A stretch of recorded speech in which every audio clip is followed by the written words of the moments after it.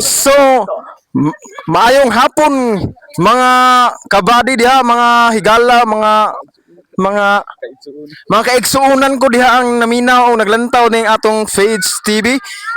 Natakaron diri sa mini forest, so nakita nato ang mga tao diri nagkabibo na. Nagkuha sila og diri o cotton fruit. So, anong gitawag man ning cotton fruit? Kita mo nang cotton Butag fruit, cotton fruit mo na to. So mo na diri nakita nato sila diri sa ubos. Diri si na mga usay inyong grado, usay grado nimo lang. Third year. Ha? Third year na. Ay third year. So third year na day ang nanguwa diri ano. So kinsa tong maingon na nangawaya ang bunga sa santol so kipangkuha sa mga third year. So di lang nato ila-ilaho no pero tawagon naman nato sila kuan. Kuan sayo sila. Tawa sayo sila. Una hagbong na. Dira ka. Ops, tapan ko kuha. Ops.